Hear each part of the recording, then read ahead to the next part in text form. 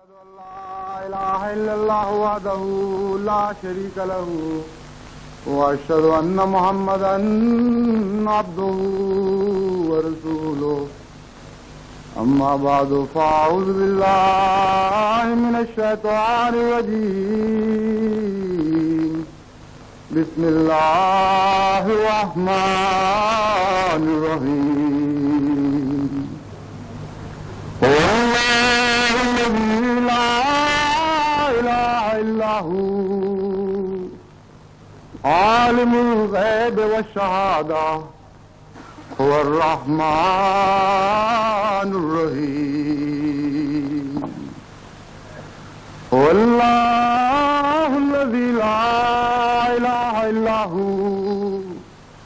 الملك القدوس السلام المؤمن المهيمن العزيز الجبار المتكبر سبحان الله عما يشركون هو الله الخالق البارئ المصور له الأسماء الحسنى يسبح له ما في السماوات والأرض وهو العزيز الحکیم۔ یہ وہ الفاظ ہیں جن میں قرآن کریم اس خالق و مالک ہستی کا تعارف انسان سے کرواتا ہے جس کے قبضہ قدرت میں ہر چیز ہے اور تمام اسماء حسنہ یعنی تمام صفات حسنہ سے متصف ہے اور ان صفات میں اس کا کوئی شریک نہیں۔ اشتراکیت اس کے برعکس یہ بنیادی اعلان کرتی ہے کہ اس عالم کے ارتقائی وجود میں آج کسی بادشاہ یا کسی خدا کے لیے کوئی جگہ باقی نہیں، اور کسی ایسی ہستی اعلیٰ کا تصور کرنا جو اس عالم موجودات سے الگ تھلگ ہو اپنے اندر آج ایک عظیم اصطلاحی تضاد رکھتا ہے۔ یہ وہ پہلا اور بنیادی فرق ہے اسلام اور اشتراکیت کے مابین جو محوری حیثیت رکھتا ہے اور جس کے گرد تمام دوسرے فرق گھومتے ہیں۔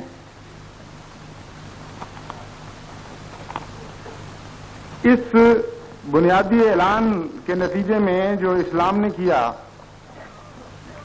اسلام کی تمام دوسری تعلیم شاخوں کی طرف پھوٹتی ہے۔ اسلام کا فلسفہ قانون بھی اسی اعلان کا نتیجہ ہے۔ حقیقت یہ ہے کہ قانون وہ قانون جس کا انسان پابند ہو وہ اس پر کون لاگو کرے گا، کس کو حق ہے کہ کوئی قانون بنائے۔ جب تک یہ بنیادی مسئلہ طے نہ ہو قانون بن نہیں سکتا۔ قرآن کریم کے نظریے کے مطابق اسلام کا خدا، اس تمام کائنات کا خدا، کیونکہ خالق و مالک ہے اور ہر چیز پر قادر ہے، اس لیے مقنن بھی وہی ہوگا۔ مالک ہی کا حق ہے کہ وہ اپنی چیز کے لیے ضابطہ حیات طے کرے، غیر مالک کو کسی دوسری ملکیت میں دخل دینے کا کوئی حق نہیں۔ چنانچہ قرآن کریم اس اصل کو بیان کرتے ہوئے فرماتا ہے وَلِلَّهِ مَا فِي السَّمَاوَاتِ وَمَا فِي الْأَرْضِ وَإِلَى اللَّهِ تُرْجَعُ الْأُمُورُ۔ پھر فرمایا تبارک الذی بیدہ الملک وہو علی کل شیء قدیر قدیر الذی خلق الموت والحیاة لیبلوکم ایکم احسن عملا وہو العزیز الغفور۔ یہ ساری کائنات جو کچھ بھی اس میں ہے آسمانوں اور زمین میں وہ سب خدا ہی کا ہے، پس فیصلوں کا حق بھی اسی کو ہوگا۔ الی اللہ ترجع الامور، اس ملک کے متعلق تمام فیصلوں کا حق اللہ تعالیٰ ہی کا ہے۔ اشتراکیت اس کے برعکس جو فلسفہ قانون پیش کرتی ہے اس کی بنا خدا کے انکار اور انسان کی آزادی پر ہے. مارکس اور اینجلز اور لینن اور دیگر اشتراکی مفکرین نے انسان کی آزادی کا ڈھونگ رچایا اور کہا کہ ماوراء الانسان ہستی کا تصور باطل اور خیال اور مزہ کا ہے، اور یہ نظریہ پیش کیا کہ مذہب محض ایک افہیم ہے جسے غریب طبقے کو سلانے کے لیے امیر طبقے کی طرف سے استعمال کیا جاتا ہے. گویا کہ تمام مذہبی رہنما یہ افہیم دینے والے اور سرمایہ دار طبقے کے اعلی کار ہیں، اس کے سوا مذہب کی کوئی بنیاد نہیں. اور چونکہ انسان آزاد ہے اس لیے ایک آزاد ہستی کا ہی کام ہے کہ اپنے لیے وہ قانون مقرر کرے اور وہ قانون بنائے. لیکن حقیقت یہ ہے کہ اشتراکیت کے اس دعوے میں اس لحاظ سے کوئی حقیقت نہیں ہے کہ اشتراکیت خود مارکس کو حقیقت میں اپنا خدا بناتی ہے اور وہ قانون جو بحیثیت آزاد ہونے کے انسان کا حق ہے کہ بنائے وہ خالصتاً مارکس اور اینجلز کے سپرد و حق کر دیتی ہے اور اس سے انحراف کی کسی کو اجازت نہیں دیتی. اس سلسلے میں کچھ انشاءاللہ تعالی ابھی عرض کروں گا. اس سے پہلے میں ایک اور اسلام کا دعویٰ پیش کرنا چاہتا ہوں. اسلام میں نبی کو کیا حیثیت ہے؟ نبی کو اسلام میں یہ حیثیت ہے کہ جب مالک خدا ہے اور قانون ساز وہ ہے تو اس کا کوئی نمائندہ اس دنیا میں ہونا چاہیے جو اس کی طرف سے اس کے قانون کو نافذ کرنے والا ہو اور اس کے قانون کو دنیا تک پہنچانے والا ہو. اور تمام مذاہب میں یہ قدر مشترک ہے. اس لحاظ سے حضرت صلی اللہ علیہ وآلہ وسلم کی حیثیت ایک مقنن ثانی کی حیثیت رکھتی ہے. خدا تعالیٰ کے بعد آپ کے نمائندہ کے طور پر آپ آتے ہیں اور جب تک یہ سند آپ کو حاصل نہ ہو آپ کا کوئی حق نہیں کہ کوئی دوسرا انسان آپ کی اطاعت کرے.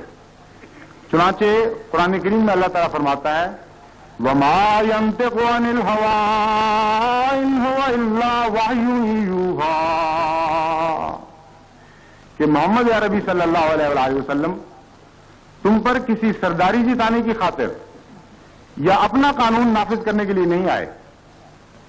وہ اپنے نفس کی ہوا کو تمہارے سامنے پیش نہیں کر رہا ہے. ان ہوا الا وحی یوحیٰ، وہ تو محض خدا کی آواز ہیں، جو خدا ان سے کہتا ہے وہ آگے کہتے چلے جاتے ہیں. اس لیے اگر وہ مطاع ہیں تو اس لیے کہ مالک حقیقی کے نمائندہ ہیں. اور اس حیثیت سے قرآن کریم قول بشر کے متعلق بار بار تردید فرماتا ہے کہ حضرت صلی اللہ علیہ وآلہ وسلم کا کلام قول بشر نہیں ہے. اس کے برعکس جیسا کہ میں نے بیان کیا مارکس اور اینجلز اور دیگر اشتراکی لیڈر قول بشر کو تسلیم کرتے اور اس پر اصرار کرتے ہیں کہ یہ قول بشر ہی ہے اور اس کے باوجود تمام انسانوں کا فرض ہے کہ اسے تسلیم کریں. لیکن جیسا کہ میں نے بیان کیا تھا حقیقت یہ ہے کہ مارکس کو اشتراکیت میں خدا کی حیثیت دی جاتی ہے اور لینن کو نبی کی حیثیت دی جاتی ہے. اور اتنی عظیم پکڑ ہے ان کے تصورات کی اشتراکی دنیا میں کہ 80 کروڑ اشتراکیت دنیا میں بسنے والے انسانوں کو یہ حق نہیں ہے کہ اشارتاً اور کنایتاً بھی مارکس کی تصورات کے خلاف کوئی آواز بلند کریں. یہ وہ انسانی آزادی ہے جس کو اشتراکیت نے پیش کیا اور یہ اتنی تفصیلی ہے، اتنا گہرا اس کا نفوذ ہے، اتنا خوفناک استبداد ہے یہ کہ اس کا اگر اس کے حوالے سے ہی پیش کیے جائیں اور اس کی تفصیل بیان کی جائے تو کئی دن اس پر لگ سکتے ہیں کہ کس حد تک استبدادیت نے اشتراکی دنیا پر قبضہ کر لیا ہے. کوئی زندگی کا پہلو ایسا نہیں ہے جہاں جس پر یہ استبدادیت حاوی نہیں.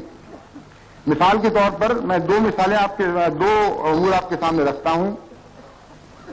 ایک مشہور روسی فلم پروڈیوسر سرگے آئنسٹائن تھا جس نے اپنی فلم میں آئیوان دا ٹیریبل مشہور ایک تاریخی ہستی ہے جو بہت خوفناک اور ظالم جابر کے طور پر پیش کی جاتی ہے. اس نے اس کو فلمایا اور اسی رنگ میں جو اس کی حقیقت تھی اس کو پیش کیا. اس وقت اشتراکی پالیسی یہ تھی کہ اسے روس کا عظیم ہیرو اور روس کے منجی کے طور پر پیش کیا جائے. چنانچہ اسٹالن نے اس پر بڑی سخت پکڑ کی. اس وقت اس پکڑ کے بعد اس نے معافی مانگی کہ مجھ سے بڑی غلطی ہوئی، لیکن معافی میں جو اس نے الفاظ پیش کیے وہ اس لائق ہیں کہ انہیں اس وقت پڑھ کے سنایا جائے. وہ کہتا ہے، آج ہر فنکار کے لیے ضروری ہے کہ لینن اور اسٹالن اس دنیا کی زندگی کو جن آنکھوں سے دیکھتے تھے انہی آنکھوں سے وہ بھی دیکھے، اور تاریخ کو بھی اس حد تک لینن اور اسٹالن کی آنکھ سے دیکھنے لگے کہ پرانی قوموں کی باقیات، حقائق اور اثرات کلیتاً ذہن سے فراموش کر دے. یہ وہ انسانی آزادی ہے جس کو اشتراکیت پیش کر رہی ہے. مشہور موسیقار ڈمیٹری شاستاکووچ کو ایک نغماتی پیشکش کے نتیجے میں پکڑا گیا. وہ سمفنی آرکیسٹرا کا ایک مشہور ماہر تھا. اس نے ایک نغماتی پیشکش کی اور اس خاموش زبان کی پیشکش پر بھی ان کو یہ شک پڑا کہ اس میں اشتراکی رنگ غالب نہیں ہے. جب مرکزی پارٹی نے اسے جواب طلبی کی اور اسے معافی مانگنے پر مجبور کیا تو اس نے بھی معذرت کرتے ہوئے ایسے تاریخی الفاظ پیش کیے، لکھے، جن کا جاننا آج کل غیر اشتراکی دنیا کے بسنے والوں کے لیے ضروری ہے.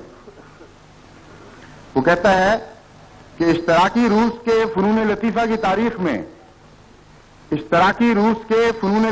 تاریخ میں مرکزی اشتراکی کمیٹی نے ایک تاریخی سنگ میل کا اضافہ کیا ہے کہ آئندہ سے فنکار اپنی قلبی تحریکات اشتراکی مجلس مرکزیہ سے حاصل کیا کرے گا. یہ وہ حقیقت میں آزادی ہے جس کا آج ڈھنڈورا پیٹا جا رہا ہے. اس کے بعد میں بعض اصولی باتیں آپ کے سامنے رکھنا چاہتا ہوں کیونکہ تفصیلات میں جانے کا وقت نہیں. حقیقت یہ ہے کہ ہر تحریک کی ایک سرشت ہوا کرتی ہے اور ہر تحریک کو چلانے کے لیے ایک قوت محرکہ درکار ہوا کرتی ہے. اسلام کے نزدیک یہ محرکہ قوتیں دو ہی قسم سے تعلق رکھتی ہیں، یا ناری صفت کی یا تینی صفت کی. چنانچہ قرآن کریم ابتدائی میں اس بات کو شیطان اور خدا تعالیٰ کے مکالمے کی صورت میں ظاہر فرماتا ہے. تمام لامذہبی طاقتیں، یہ ایک بنیادی اصل ہے کہ تمام لامذہبی طاقتیں ناری شرست سے تعلق رکھا کرتی ہیں اور تمام مذہبی طاقتیں رحمت کے سرچشمے سے پھوٹتی ہیں. چنانچہ اسلام اس حقیقت کو بیان کرتے ہوئے کہ قرآن کریم اور حضرت صلی اللہ علیہ وسلم اور اسلام کی سرشت کیا ہے بیان فرماتا ہے، الرحمن علم القرآن خلق الانسان علمہ البیان، کہ وہ ذات جس نے اس کائنات کو پیدا کیا وہ رحمان ہے. چنانچہ اس کی تشریح کرتے ہوئے فرمایا، وسعت رحمتی کل شیء وکتب علی نفسہ الرحمہ، کہ خدا تعالیٰ کی کائنات میں بھی جو اس کی حقیقت پیش ہو رہی ہے، ظاہر ہو رہی ہے، اور اس تعلیم میں بھی جو قرآن کی تعلیم ہے اس کی رحمت کا پہلو غالب ہے. پھر حضرت صلی اللہ علیہ وسلم کے متعلق فرمایا، وَمَا أَرْسَلْنَاكَ إِلَّا رَحْمَةً لِّلْعَالَمِينَ، کہ ہم نے تمہیں بھی مجسم رحمت بنا کر بنی نوع انسان کے لیے بھجوایا ہے. پھر مومنوں کے متعلق فرمایا، رحماء بینہم، وہ نہایت ہی رحیم ہیں، ایک دوسرے سے محبت کرنے والے. چنانچہ یہ رحمت کا مضمون مسلسل تمام تفاصیل پر حاوی ہے. اس کے برعکس اشتراکیت کی تحریک غضب کے سرچشمے سے پھوٹ رہی ہے اور انتقام کے سرچشمے سے پھوٹ رہی ہے. مارکس جو خود یہودی نژاد تھا، ایک ایسی قوم سے تعلق رکھنے والا تھا جس کے متعلق قرآن کریم نے فرمایا مغضوب علیہم، اور خالق مخلوق کو مغضوب نہیں کہہ سکتا جب تک وہ اس کے بندوں پر غضبناک نہ ہو. اور مسلمہ حقیقت ہے کہ یہودی اپنے غضب میں ایک مثال بن چکے ہیں اس دنیا میں. صرف یہی نہیں، بعض دفعہ تاریکی سے نور بھی نکل آتا ہے، لیکن حقیقت یہ ہے کہ مارکس نے اس یہودی اصلیت کو قائم رکھا. اس کی تمام زندگی اس بات کی آئینہ دار ہے کہ وہ انتہائی غضبناک اور منتقم مزاج شخص تھا. بڑے بڑے محسنوں کو بھی ادنا سی غلطی پر اس نے پکڑ کی اور ہمیشہ ان سے نفرت اور حقارت کا سلوک کیا. وہ جو تعلیم دیتا ہے وہ یہ ہے کہ ہمارے دن آنے دو، ہم اپنے غضب کے لیے اور اپنے انتقام کے لیے بہانے نہیں ڈھونڈیں گے. ہم بزور شمشیر ہلاکت کے ساتھ تمہارے موجودہ نظام کو برباد کریں گے اور اپنا نیا نظام چلا کر دکھائیں گے. معافی کا، عفو کا کوئی تصور اس طرح کی دنیا میں نہیں ملتا. اس کے برعکس اسلام کی ساری تعلیم رحمت، عفو اور ان نرم جذبات سے گوندی ہوئی ہے جو ساری کی ساری رحمت سے تعلق رکھنے والی باتیں ہیں. اس سلسلے میں تفصیل کا تو موقع نہیں، صرف اشارتاً اتنا کہنا کافی ہوگا کہ اشتراکی پہلا انقلاب یا پہلی عظیم فتح زار روس کا انقلاب ہے. زار روس کی شکست ہے جو اشتراکیوں کو مغالطت اس نے کھائی، اور تاریخی حیثیت سے اس کے مقابل پر فتح مکہ کو پیش کیا جا سکتا ہے جو اسلام کی پہلی عظیم شان فتح تھی. ان دونوں کے حالات پر آپ غور کریں. زار روس پر غالب آنے کے بعد شاہی خاندان اور کثیر تعداد میں، لاکھوں کی تعداد میں حکومت سے تعلق رکھنے والے افراد پر جو مظالم ڈھائے گئے، اس کی تاریخ انتہائی دردناک ہے. احمدیوں کے لیے تو اس کا سمجھنا کچھ مشکل نہیں، کیونکہ حضرت مسیح موعود علیہ الصلوۃ والسلام کو اللہ تعالیٰ نے ان دردناک حالات کی خبر دیتے ہوئے فرمایا کہ زار بھی ہوگا تو ہوگا اس گھڑی بحال زار. ہزاروں زار حالتیں لوگوں پر آئی ہیں، آخر خدا نے اس حقیقت کو چن کر پیشگوئی کے طور پر جو بیان فرمایا تو اس سے آپ اندازہ کر سکتے ہیں. ایک تاریخ ہے شہزادی کیتھرین نے ان حالات کی لکھی ہے. اس کی تفصیل کو پڑھنے سے معلوم ہوتا ہے، رونگٹے کھڑے ہو جاتے ہیں انسان کے جس قسم کے مظالم اٹھائے گئے. فتح کے بعد زار کو 7 مہینے جہاں قید رکھا گیا، اس کی جوان بیٹیوں اور ایک معصوم بیمار بچے پر جو مظالم ڈھائے گئے وہ بہت ہی دردناک ہیں. 7 مہینے تک شرابی اور شقی القلب سپاہی ان ماں اور باپ کے سامنے ان کی جوان بیٹیوں سے زنا کرتے رہے، اور جب وہ ماں تکلیف کو برداشت نہ کرتے ہوئے منہ پھیر لیتی تھی تو سنگینے مار مار کے اس کا منہ پھیرا جاتا تھا کہ دیکھو اس حالت کو. فحش کلمات ان کی دیواروں پر لکھے جاتے تھے، گندے گانے ان کے سامنے گائے جاتے تھے. بیمار بچہ جس میں چلنے کی طاقت نہیں تھی اس کو سنگینے مار مار کے اٹھایا جاتا تھا کہ کام کرو. اور یہ کوئی وقتی جذبے کی بات نہیں تھی، 7 مہینے مسلسل ان دردناک مظالم کے شکار کر کے ان کو مارا گیا. اور پھر جس فخر کے ساتھ اور انقلابی نعروں کے ساتھ اور جس رونت کے ساتھ وہ انقلاب آیا ہے وہ ساری حقیقت دنیا جانتی ہے. اس کے برعکس حضرت صلی اللہ علیہ وآلہ وسلم جب مکہ میں داخل ہو رہے تھے کوئی غرور، کوئی تکبر نہیں تھا. سر عجز کے ساتھ ایک فاتح کا سر اتنا جھک گیا تھا کہ زین کے ساتھ لگ رہا تھا.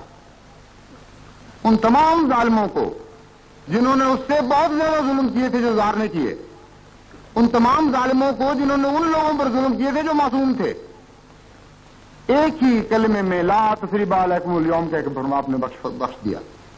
ایسا عظیم الشان یہ تضاد ہے کہ صرف یہی اسلام اور اشتراکیت کی حقیقت کو واضح کرنے کے لیے کافی ہے. اشتراکی فتح کے لیے اگر جھوٹ بولنا پڑے، ظلم کرنا پڑے، جبر کرنا پڑے، مکر کرنا پڑے، تو یہ ساری چیزیں اشتراکیت کے نزدیک حسین اخلاق کے دائرے سے تعلق رکھتی ہیں.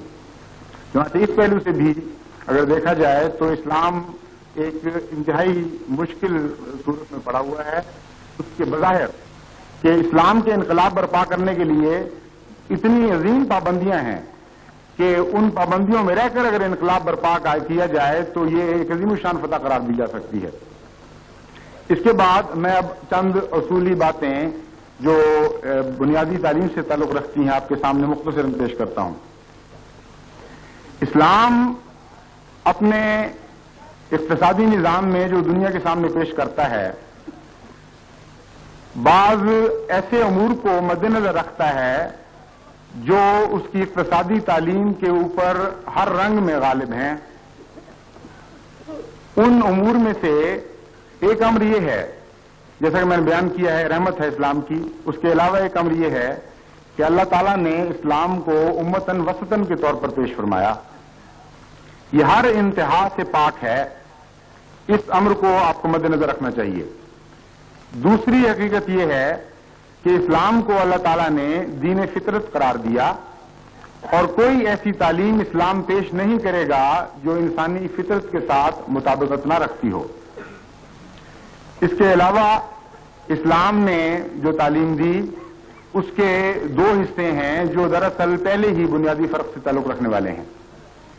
چونکہ اللہ تعالیٰ کا تصور پیش کیا جاتا ہے، اس لیے اسلامی تعلیم لازماً انسان اور بندے کے تعلقات اور انسان اور انسان کے تعلقات کو دو الگ الگ حصوں میں پیش کرتی ہے. چونکہ اللہ تعالیٰ کا تصور پیش کیا جاتا ہے، اور چونکہ یہ تصور بھی پیش کیا جاتا ہے کہ انسان کی زندگی دائمی اور قائم رہنے والی ہے، اس لیے اسلام کی تعلیم اپنے ہر شعبے میں ان امور کو مد نظر رکھتی ہے جس کا انسان کی روح سے اور اس کے ارتقاء سے تعلق ہے. چنانچہ یہ وہ حصے ہیں اسلامی تعلیم کے جن کا موازنہ سوشلزم سے یا کمیونزم سے ہو ہی نہیں سکتا، کیونکہ وہاں یہ تصور ہی موجود نہیں. اس لیے آدھے سے زیادہ اسلامی تعلیم کا موازنہ ہم سوشلزم سے نہیں کر سکتے. لیکن جہاں تک اقتصادی تعلیم کا تعلق ہے، بنیادی اصل جو اسلام نے پیش کیا اور اس کے مقابل پر ایک کمیونسٹ اصل بھی رکھا جا سکتا ہے، وہ اس آیت میں بیان کیا گیا ہے. ان اللہ یامر بالعدل والاحسان وایتاء ذی القربى وینہی عن الفحشاء والمنکر والبغی یعظکم لعلکم تذکرون. پھر فرمایا لا یکلف اللہ نفسا الا وسعہا لہا ما کسبت وعلیہا ما اکتسبت، کہ اللہ تعالیٰ عدل کی تعلیم دیتا ہے، احسان کی تعلیم دیتا ہے، اور ایتاء ذی القربیٰ کی تعلیم دیتا ہے. اور اللہ تعالیٰ یہ اصل مقرر فرماتا ہے کہ لا یکلف اللہ نفسا الا وسعہا، کسی جان سے اس کی طاقت سے بڑھ کر کام نہیں لیا جائے گا. لہا ما کسبت، پھر جب وہ کام کرے گی تو جو کچھ کمائے گی وہ اسی کا ہوگا. وعلیہا ما اکتسبت، اور جو بدیاں وہ کمائے گی اس دور میں یا جو نقصانات پہنچائے گی اس کی ذمہ داریاں بھی اسی جان پر عائد ہوں گی. اس کے برعکس اشتراکیت کا مشہور مقولہ یہ ہے کہ ہر انسان کے لیے ہر انسان سے اس کی طاقت کے مطابق کام لیا جائے، لیکن ہر انسان کو اس کی ضرورت کے مطابق دیا جائے. یہ دو اصول ہیں جو ایک دوسرے کے مقابل پر کھڑے ہیں. ان کا موازنہ کرتے وقت یہ امر مد نظر رکھنا چاہیے کہ اللہ تعالیٰ نے یہ نہیں فرمایا کہ ہر جان سے اس کی طاقت کے مطابق کام لیا جائے، کیونکہ طاقت کی تعیین کرنا ایک انسان کا کام نہیں ہے اور اس کی طاقت ہی نہیں ہے کہ وہ تعیین کر سکے. فرمایا لا یکلف اللہ نفسا الا وسعہا، کسی کی طاقت سے بڑھ کر اسے کام نہیں لیا جائے گا. ان دو چیزوں میں بنیادی فرق ہے. اشتراکی اصل کے مطابق اشتراکی دنیا میں اشتراکی حکومت ہر شخص کو کام کرنے پر مجبور کر سکتی ہے، کیونکہ فیصلہ ہے کہ ہر شخص سے کام ضرور لیا جائے گا، اور یہ فیصلہ کہ وہ اس کی طاقت کیا ہے یہ اشتراکی حکومت کرے گی. اسلام یہ نہیں کہتا کہ ہر شخص سے ضرور کام لیا جائے گا. فرماتا ہے جب بھی کام لیا جائے اور اگر کام لیا جائے تو اس کی طاقت سے بڑھ کر نہیں لیا جائے گا. پھر اشتراکیت کہتی ہے کہ اس کے نتیجے میں جو کچھ وہ حاصل کرے وہ اس کا نہیں ہوگا، بلکہ آگے ہم ضرورت کی بھی تعیین کریں گے، اور ایک انسان دوسرے انسان کی ضرورت کی تعیین کر کے بتائے گا کہ تمہیں کس چیز کی ضرورت ہے. اسلام کہتا ہے نہیں، جب کمانے کی آزادی ہوگی، محنت کی آزادی ہوگی، حاصل کرنے کی آزادی ہوگی تو جو کچھ اس نے کمایا وہ اس کا، لیکن جو کچھ وہ نہیں کما سکے گا یا ظلم کرے گا اس کا وبال بھی اس پر پڑے گا. اسلامی تعلیم کا یہ حصہ اور جو پہلی آیت میں نے پڑھی تھی ان اللہ یامر بالعدل والاحسان ہے، یہ تمام اسلامی اقتصادی تعلیم پر حاوی ہے۔ عدل کے پیش نظر انصاف کا اولین تقاضا ہی یہ تھا کہ انسان کو کسی ایسے کام پر مجبور نہ کیا جائے جسے وہ کرنے کی اہلیت نہیں رکھتا یا وہ سمجھتا ہے کہ میں یہ کام نہیں کر سکتا۔ اس لیے حکومت کو زبردستی بگاڑ ڈالنے کی کوئی اجازت نہیں ہے۔ اگلا حصہ عدل کا جو ہے اس کے پیش نظر ہر انسان برابر ہے، اپنے اقتصادیات کے لحاظ سے بھی اور اپنے تمدن کے لحاظ سے بھی۔ چنانچہ اللہ تعالیٰ نے فرمایا انا اکرمکم عند اللہ اتقاکم، ہم نے تمہیں قبائل اور شعوب میں اور ذاتوں میں اس لیے تقسیم نہیں کیا تھا کہ ایک دوسرے پر عزت پاؤ۔ جہاں تک انسان کا تعلق ہے وہ سب برابر ہیں اور ایک ہی قسم کا حق رکھتے ہیں۔ اس پہلو سے اسلامی حکومت کا یہ فرض ہے کہ جہاں تک دوڑ کے لیے طاقتیں فراہم کرنے کا تعلق ہے، ہر انسان کو برابر حق دیا جائے، نہ کوئی ذات پات اس کے کام آئے گی، نہ اس کو کوئی اثر رسوخ کام آئے گا، نہ تعلقات کام آئیں گے، نہ رشوت کام آئے گی۔ لیکن جب وہ کما لیتا ہے تو جو اس نے کمایا وہ اس کو دیا جائے۔ لیکن یہ یہیں نہیں ٹھہر جاتا اسلام، بلکہ اگلا قدم اٹھاتا ہے، اور اگلا قدم اٹھانے کے لیے ایک اور اصول مقرر فرماتا ہے یہ آزادی شخصی ہم نے تمہیں دے دی، لیکن اس کے بعد ایک اور حق ہے انسان کا بحیثیت انسان کے اس کے رب پر، وہ تمہیں بحیثیت جماعت ادا کرنا ہوگا۔ اور وہ حق یہ ہے کہ وَمَا مِن دَابَّةٍ إِلَّا عَلَى اللَّهِ رِزْقُهَا، ہر چیز جو اس نے پیدا کی ہے اس کا رزق اللہ پر ہے، اور اللہ کی نمائندہ حکومت کا فرض ہے کہ ہر انسان کے لیے رزق کا انتظام کرے۔ اس کے علاوہ فرمایا وَإِنَّكَ أَلَّا تَجُوعَ فِيهَا وَلَا تَعْرَىٰ وَأَنَّكَ لَا تَظْمَأُ فِيهَا وَلَا تَضْحَىٰ، کہ اسلام جو جنت پیش کرتا ہے اس کا بنیادی خاکہ یہ ہے کہ کوئی انسان بھی اس دنیا میں نہ ننگا رہے گا، نہ بھوکا رہے گا، نہ پیاسا رہے گا، نہ بے مکان کے رہے گا۔ یہ بنیادی ضروریات الاسلام نے انسان کی طے کر دی، لیکن اس رنگ میں نہیں کی کہ انفرادی دوڑ کا راستہ ختم ہو جائے، اور ان ضروریات کے علاوہ جو باقی چیزیں ہیں وہ انسان کو بحیثیت فرد کے کمانے کا حق دے دیا۔ امتاً وسطاً کا یہ لازمی نتیجہ ہونا چاہیے تھا کہ اسلام ایک انتہا پر نہ جائے نہ ہی دوسری انتہا پر جائے۔ اس حیثیت سے اسلام اشتراکیت اور کیپٹلزم کے عین وسط میں واقع ہوتا ہے۔ کیپٹلزم اشتراکیت کے برعکس یہ اصل پیش کرتا ہے کہ ہر انسان کو کمانے کا پورا حق ہے، اور اس حد تک اس کو تصرف کی اجازت ہے اپنی کمائی پر کہ تمام ملک کا اگر نظام میں معاشیات بگڑ بھی جائے تو اس سے کوئی فرق نہیں پڑتا۔ ہر فرد کا حق ہے کہ جو کچھ کمائے اسے رکھتا چلا جائے۔ اسلام کہتا ہے کمانے کا حق ہے، تمہیں ملے گا، لیکن دوسرے اصل سے ہم اسے ٹکرانے نہیں دیں گے۔ انسان کے جو بنیادی حقوق ہیں ان کو بہرحال قوم کو ادا کرنا پڑے گا اللہ تعالیٰ کی نمائندگی میں۔ اس کے بعد جو کچھ کسی کے لیے بچتا ہے اسے حق ہے کہ وہ اسے استعمال کرے۔ چنانچہ انسان کی انفرادیت کو بھی قائم رکھا اور قوم کی قومیت کو بھی قائم رکھا۔ اشتراکیت اس کے برعکس تمام انسانی ذرائع کو ایک ہاتھ میں یعنی حکومت کے ہاتھ میں اکٹھا کر دیتی ہے۔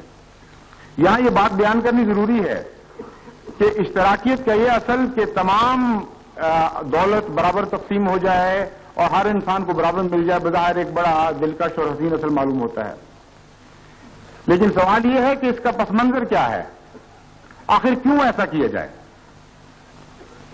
حقیقت میں اگر اس کی یہ وجہ نہیں ہے کہ خوشیاں برابر تقسیم کی جا رہی ہیں تو پھر اس کا کوئی بھی فائدہ نہیں۔ انسان تو مسرت اور خوشی اور اطمینان چاہتا ہے۔ اگر مسرت اور اطمینان اور خوشی ایسی اقدار ہیں جو برابر تقسیم کی جا سکتی ہیں تو پھر اس اشتراکی اصل کو ہمیں دوسرے مواقع پر بھی چسپاں کرنا پڑے گا۔ حکومت میں دخل انسان کی ایک فطری خواہش ہے، کسی پر حکومت کرنا، علم کا حصول اور اعلیٰ علمی مقام حاصل کرنا، فتوحات کرنا، غلبہ حاصل کر کے دوسرے کو شکست دینا، یہ تمام انسان کی فطری خواہشات ہیں۔ محبت، شادی بیاہ، بچوں کا حصول، بیماریوں سے بچنا، صحت، یہ تمام ایسی چیزیں ہیں جو انسان کی خوشی پر اثر انداز ہوتی ہیں۔ یہاں آ کر اشتراکیت کا کھوکھلا پن ظاہر ہو جاتا ہے۔ چونکہ اشتراکیت مالک نہیں ہے، اس لیے ان چیزوں میں دخل دینے کا حق نہ حق رکھتی ہے نہ طاقت رکھتی ہے۔ وہ خوشی کو برابر تقسیم کر ہی نہیں سکتی۔ لینن کی بیوی نے ایک موقع پر لکھا کہ صرف روٹی سے پیٹ بھر لینا ہی انسان کی مسرتوں کے لیے کافی نہیں ہے اور انسان کے اطمینان کے لیے کافی نہیں ہے۔ جب مارکس کا بچہ مرا اور وہ انتہائی درد اور دکھ میں مبتلا ہوا، اس کی باقی ساری عمر اس غم میں کٹ گئی، تو اس کی بیوی نے بھی اسی قسم کے الفاظ اپنے دوست کو خط میں لکھے، یعنی مارکس کے دوست کو، اور اس نے کہا کہ دنیا میں خوشیاں صرف روٹی پر ہی منحصر نہیں ہیں۔ اسلام اس بات کی تعلیم دیتا ہے اور روٹی کو وہ بنیادی اور مرکزی حیثیت اس رنگ میں نہیں دیتا جس رنگ میں اشتراکیت دیتی ہے، اور روٹی کی برابر تقسیم کے نتیجے میں خوشی کے برابر پھیلاؤ کا دعویٰ کرتا ہے، نہ یہ عملاً ممکن ہے۔ اسلام کے نزدیک روٹی ایک ضرورت ہے اور یہ ضرورت پوری ہونی چاہیے۔ اس کے بعد انسان کی خوشی کے لیے انسانی فطرت جتنے تقاضے کرتی ہے وہ سارے پورے ہونے چاہیے۔ ان تقاضوں میں سے ایک بنیادی تقاضا یہ ہے کہ انسان کی انفرادیت کو قائم رکھا جائے۔ اگر روٹی کی خاطر انسان کی انفرادیت مار دی جائے تو میں سمجھتا ہوں کہ ہزاروں انسان ہوں گے جو انفرادیت کو زیادہ پسند کریں گے بنسبت بہتر روٹی کے۔ لوگ عزت کی خاطر جانے دے دیتے ہیں، مال قربان کر دیتے ہیں، آخر وہ کون سا انسانی فطرت کا جذبہ ہے جو انہیں ان باتوں پر مجبور کرتا ہے؟ حقیقت یہ ہے کہ روٹی کی برابر تقسیم، محض برابر تقسیم نہ کافی ہے اور نہ ممکن ہے۔ انسان جتنا بھی چاہے عملاً وہ روٹی کو برابر تقسیم کرنے میں ناکام رہے گا۔ اشتراکی دنیا کے موجودہ حالات ہمیں بتا رہے ہیں، گزشتہ تاریخ ہمیں بتا رہی ہے کہ وہ اشتراکی دنیا کے حدود کے اندر بھی روٹی کو برابر تقسیم کرنے میں ناکام رہیں گے۔ اور پھر ایک اور بات خاص طور پر توجہ رکھنے کے قابل یہ ہے کہ اشتراکیت مبنی ہے اس بات پر کہ انسان بنیادی طور پر بدخلق ہے اور بددیانت ہے اور جھوٹا ہے اور فسادی ہے اور ایک دوسرے کے مال ہضم کرنے والا ہے۔ اگر یہ نظریہ اشتراکیت تسلیم نہ کرے تو برابر تقسیم اور متوازن سوسائٹی کا تصور پیش ہی نہیں ہو سکتا۔ ان کا فلسفہ یہ ہے کہ اگر انسان کو برابر روٹی تقسیم نہ کی جائے تو وہ لازماً ایک دوسرے کی طرف دیکھے گا، ایک دوسرے سے سینہ جھپٹی کرے گا، ایک دوسرے کے مال غصب کرے گا، نتیجہ یہ نکلے گا کہ سوسائٹی میں اطمینانی پھیل جاتی ہے۔ سوال یہ ہے کہ اگر انسان ایسا ہی ظالم اور بنیادی طور پر اس بات کا نااہل ہے کہ اس کے سپرد کو ذمہ داریاں کی جائیں، تو اشتراکی دنیا میں جب حکومت کے کاموں کی تقسیم ہوگی، جب روٹی کی تقسیم کا مسئلہ بعض انسانوں ہی میں کرنا ہوگا، تو اس وقت اس چینہ جھپٹی اور لالچ اور ہوس اور استبداد، ان تمام چیزوں کو انسان کے دل سے کس طرح نکال دیا جائے گا؟ عملاً ناممکن ہے۔ اور ایک اور بات یہاں خاص طور پر قابل ذکر یہ ہے کہ اسلام ایسی برابری کو، ایسی مساوات کو جس کے نتیجے میں اونچ نیچ بالکل مفقود ہو جائیں، تسلیم کرنے سے انکار کرتا ہے۔ اسلام ایک ایسے ارتقاء کا تصور پیش کرتا ہے جس میں برابر روٹی کی تقسیم فٹ ہی نہیں ہو سکتی، اس کے ساتھ وہ مطابقت ہی نہیں کھا سکتے۔ قرآن کریم جو جس نہج پہ انسان کو چلانا چاہتا ہے اور جو تصور انسانیت کا پیش کرتا ہے وہ یہ ہے کہ لِنَبْلُوَكُمْ أَيُّكُمْ أَحْسَنُ عَمَلًا۔ ہم نے انسان کو صرف روٹی کی خاطر پیدا نہیں کیا، روٹی کو انسان کی خاطر پیدا کیا ہے، اور خدا تعالیٰ نے جو کائنات کا تصور پیش کیا ہے وہ ایک ارتقائی تصور ہے، باہمی دور کا تصور، جد و جہد کا تصور، اور اس دور کے نتیجے میں اعلیٰ اقدار جو انسان کو حاصل ہوتی چلی جاتی ہیں، جو سبق سیکھتا چلا جاتا ہے، ظلم سے رحم کی طرف مائل ہوتا چلا جاتا ہے، ناجائز دباؤ سے حق چھوڑنے کی طرف مائل ہوتا چلا جاتا ہے، یہ وہ رستہ ہے عروج اور ترقی کا جس کی طرف انسان کو لے جانا چاہتا ہے اللہ تعالیٰ۔ اگر اس رستے کے سارے امکانات بند کر دیے جائیں، روکیں ڈال دی جائیں، تو تمام ارتقاء انسانی تہذیب کا وہیں کھڑا ہو جاتا ہے۔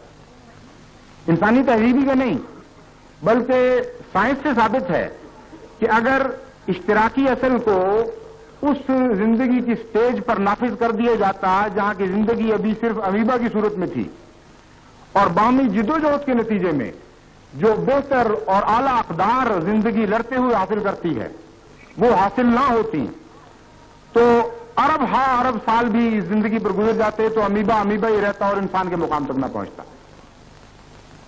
انسانیت کے بعد انسان نے جتنی بھی تہذیب سیکھی ہے وہ اسی اونچ نیچ کے نتیجے میں ہے.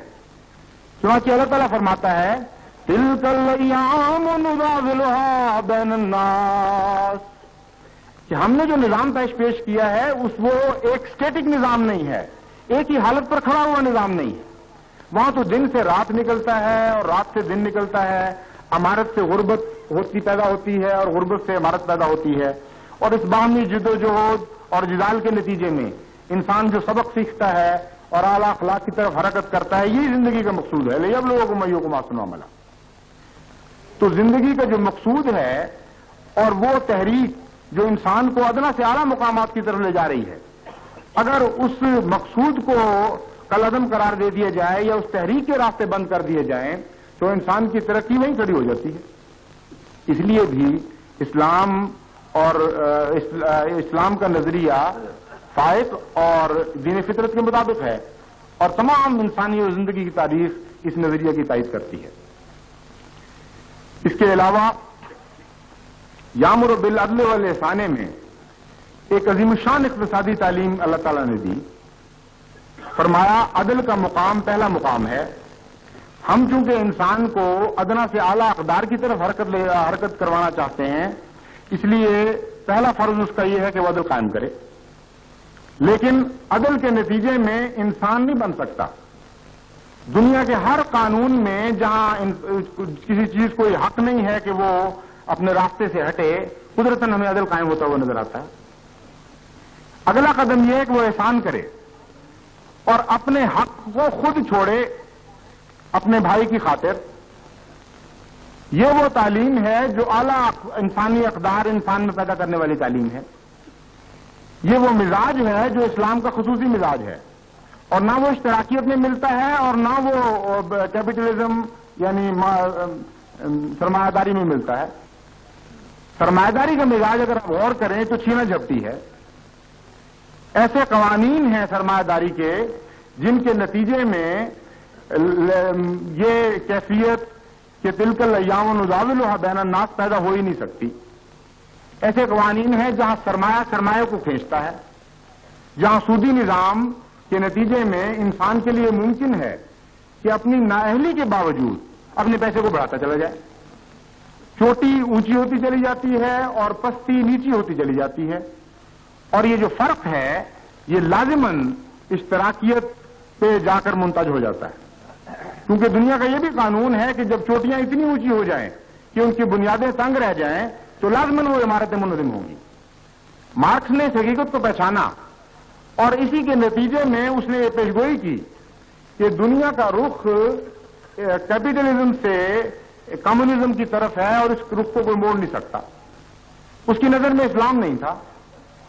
جو اشتراکی قانون ہے وہ دراصل رد عمل ہے, حقیقت میں بچہ ہے بلکہ وہ کیپٹلزم کا, جہاں ملکی قوانین سرمایہ کو اکٹھا کرتے چلے جائیں اور سرمایہ کو نکل کر عدم سرمایہ جہاں سرمایہ کم ہو رہا ہے اس کی طرف واپس جانے کا راستہ نہ رہے تو لازماً وہ صورت پیدا ہوگی جو مارکس نے کہی تھی. اس لیے اس صورت کو روکنے کے لیے اس نے کہا کہ ہم ایسا منظر پیش کریں کہ کھلا میدان ہو جائے, کوئی اونچی نیچی نہ رہے. اونچی چیز کہاں گرے گی, پھر پستی ہمیشہ اونچائی کو کھینچا کرتی ہے, اس لیے گرنا اور چڑھنا اس کا سوال باقی نہیں رہتا. اسلام کی تعلیم کی یہ خصوصیت ہے کہ اسلام نے سرمایہ کے اس طرح اکٹھے ہونے کے تمام راستے بند کر دیے ہیں کہ پھر وہ واپس نہ ہو سکے. معاشرے میں بھی اس کی یہی تعلیم ہے. لِأَلَّا يَكُونَ دُولَةً بَيْنَ الْأَغْنِيَاءِ مِنْكُمْ کہ جب تم اپنے معاشرے میں سلوک کرو, ایک دوسرے سے معاملے کرو تو اس رنگ میں معاملے نہ کرنا کہ امیروں کو تحفے بھیج رہے ہیں, امیروں کی دولت امیروں کی طرف منتقل ہو رہی ہے اور ایک اوپر کی سوسائٹی آپس میں یہ اپنی دولت کو چکر دے رہی ہے. اسلامی نظام اوپر سے نیچے کی طرف اور نیچے سے اوپر کی طرف ایک مسلسل حرکت دے رہا ہے, اور اگر انسانی اہلیت اس کے سرمایہ کے ساتھ شامل نہ ہو تو سرمایہ بیکار ہو جاتا ہے. اس کا نتیجہ یہ لازماً نکلتا ہے کہ اگر سرمایہ کو اہل آدمی استعمال کر رہا ہے اسلامی قوانین کے مطابق تو وہ ترقی کرے گا، اور اگر نااہل کر رہا ہے تو وہ لازماً گرے گا، اور اس کے نتیجے میں سرمایہ دار غریب بھی ہو سکتا ہے اور امیر بھی ہو سکتا ہے۔ اس سلسلے میں تفصیلات تعلیم کی بیان کرنے کا تو وقت نہیں ہے، میں اتنا عرض کروں گا کہ زکوٰۃ کا نظام اور حق سے بڑھ کر ادا کرنے کا نظام اور بنیادی ضروریات کو قائم کرنے کا نظام اور اس کے علاوہ ایتاء ذی القربیٰ کا نظام جو احسان سے بھی آگے کا قدم ہے، یہ تمام انسانی تعلیم کا خاکہ ہیں۔ اس کے برعکس اشتراکیت میں اونچائی نیچائی اور بلندی پستی سب ختم ہو جاتی ہے، اور انسان کی ترقی کی دوڑ وہیں کھڑی ہو جاتی ہے جس مقام سے زندگی نے آغاز کیا تھا۔ لیکن ان باتوں سے ایک بہت زیادہ اہم بات میں آخر پر پیش کرنے کے بعد آپ سے اجازت چاہوں گا۔ وہ بات یہ ہے کہ اب وقت آ گیا ہے کہ اسلامی نظام کا مقابلہ اشتراکیت سے ہونے والا ہے۔ اب وقت آ گیا ہے کہ دنیا میں یہ فیصلہ کیا جائے کہ خدا مالک ہے یا بندہ مالک ہے۔ وقت آ گیا ہے کہ یہ فیصلہ کیا جائے کہ رب کون ہے اور الہ کون ہے اور ملک کون ہے۔ قرآن کریم میں اللہ تعالیٰ نے فرمایا قل اعوذ برب الناس ملک الناس الہ الناس، میں پناہ مانگتا ہوں اپنے رب کی، رب بھی ہے اللہ کی جو رب الناس بھی ہے یعنی ربوبیت کا نظام بھی اسی کا چلے گا، ملک الناس بھی ہے یعنی سیاسی نظام بھی اسی کا چلے گا، الہ الناس بھی ہے یعنی عبادت کا نظام بھی اسی کا چلے گا، اس فتنے سے جو ان تینوں چیزوں کے خلاف ہے۔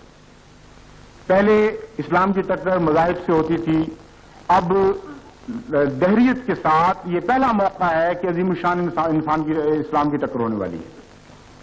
جس طرح اسلام جہاد کی تعلیم دیتا ہے اس طرح اشتراکیت بھی دہریت کے حق میں اور خدا کے خلاف جہاد کی تعلیم دیتی ہے، اور کھلم کھلا لینن اور مارکس نے لکھا کہ ہم خدا کے تصور کو اس دنیا سے مٹا کر رہیں گے کیونکہ اشتراکیت کے تصور کے ساتھ یہ مطابقت نہیں کھاتا۔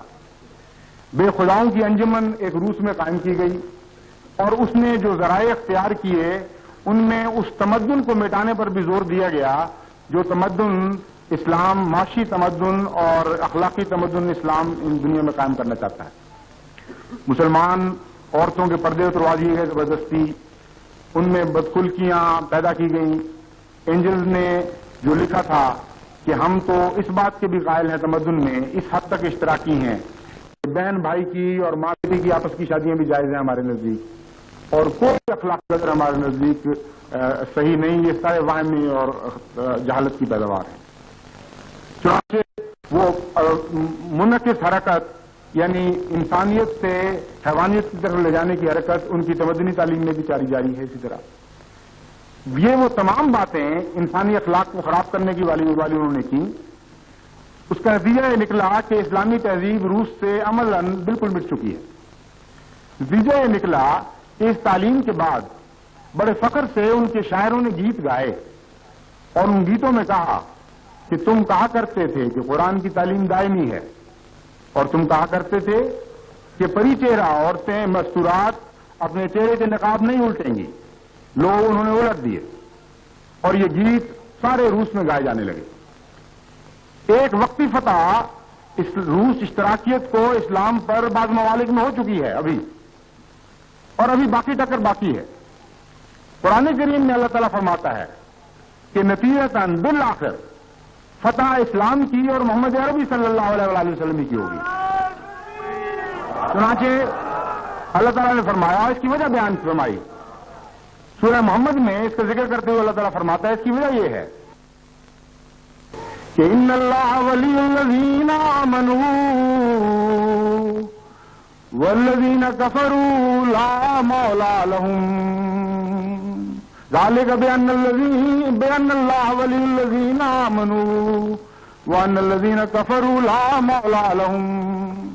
یہ فتح اس لیے ہوگی کہ اسلام کی بنا اس بات پر ہے کہ اس کا ایک مولا ہے، اس کا ایک آقا ہے جو اس کے مفادات کی حفاظت کرے گا، اور جن لوگوں کا کوئی آقا نہیں، جن لوگوں کا کوئی مولا نہیں، ان کے مقابل پر مولا والوں کو لازماً فتح نصیب ہوگی۔ اور اب یہ وقت آ گیا ہے اس بات کا فیصلہ کیا جائے کہ سرداری کس کی ہے۔ حقیقت ہے کہ آج مسلمان ممالک میں بھی حضرت صلی اللہ علیہ وسلم سے سرداری کا تاج چھین کر موز تنگ اور لینن اور مارکس کو پہنایا جا رہا ہے. آج ہمارے اس ملک پاکستان میں بھی، مشرقی پاکستان میں یہ آوازیں بلند کی جا رہی ہیں. بڑے بڑے ہجوموں میں لاکھوں کی تعداد میں جلوس نکلتے ہیں اور ایک آدمی نعرہ مارتا ہے، ہمار نیتا تمہار نیتا موز تنگ. ہمارا آقا تمہارا آقا کون ہے؟ موز تنگ. اس کے مقابل پر اسلام یہ کہتا ہے اور قرآن یہ کہتا ہے، یاسین والقرآن الحکیم انک لمن المرسلین، کہ اے محمد قرآن حکیم کی قسم کھا کر ہم کہتے ہیں کہ تو اس دنیا کا سردار ہے اور کوئی اس دنیا کا سردار نہیں ہے.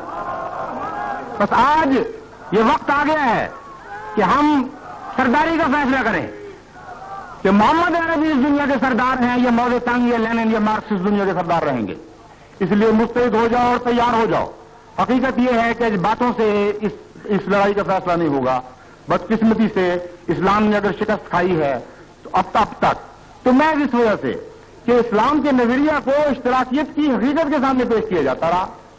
کوئی ایک ملک بھی آج ایسا نہیں ہے جہاں اسلام ایک حقیقت کے طور پر رائج اور نافذ ہوا ہو. اس لیے ایک تصور کا ایک حقیقت کے مقابل پر شکست کھانا، ہاں وہ حقیقت کتنے ہی ادنا کیوں نہ ہو، بالکل ایک قدرتی اور طبی بات تھی. یہ شکست اسلام کی نہیں ہے، یہ مسلمانوں کی بدقسمتی کی شکست ہے. ان بدقسمت مسلمانوں کی شکست ہے جنہوں نے اسلام کو محض نظریات میں رکھ دیا اور عملی دنیا میں وہ یا اشتراکی ہو گئے اور یا وہ کیپٹلسٹ بن گئے. اس لیے آج ہمیں چاہیے کہ اس امر پر غور کر کے اپنی کمروں کو کسیں اور مستعد ہو جائیں اور تیار ہو جائیں اور یہ اپنی زندگیوں کے ذریعے عملی طور پر اسلام کو اپنے اوپر نافذ کر کے یہ ثابت کریں کہ اسلام ہی بہتر تعلیم ہے. حقیقت یہ ہے کہ میں یہ سوچتا ہوں کہ جنگ بدر کے موقع پر جو ایک انصاری نے ہمیشہ کے لیے زندہ جاوید کلمات فرمائے تھے اور جو عہد کیا تھا حضرت صلی اللہ علیہ وسلم سے، آج وقت ہے کہ ہم اس عہد کو دہرائیں اور ہم اپنے آقا اس دنیا کے سردار کو بھی اور اس دنیا کے سردار کو بھی یقین دلائیں کہ اے آقا اے محمد عربی صلی اللہ علیہ وسلم، اس لڑائی میں بھی ہم آپ کے آگے بھی لڑیں گے، ہم آپ کے پیچھے بھی لڑیں گے، ہم آپ کے دائیں بھی لڑیں گے، ہم آپ کے بائیں بھی لڑیں گے اور دشمن نہیں پہنچ سکتا آپ تک جب تک ہماری لاشوں کو رونتا وہ نہ آئے. اے جماعت احمدیہ، آج تجھ پر اور صرف تجھ پر یہ فرض ہے کیونکہ تو ہی نے اس عہد بیعت کی تجدید کی ہے مسیح موت کے ہاتھ پر.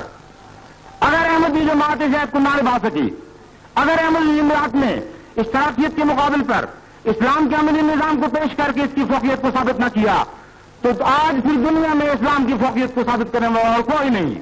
بس اٹھو اور اس عہد پر مستعد ہو جاؤ جو تم نے دوبارہ مسیح موعود علیہ السلام سے باندھا ہے.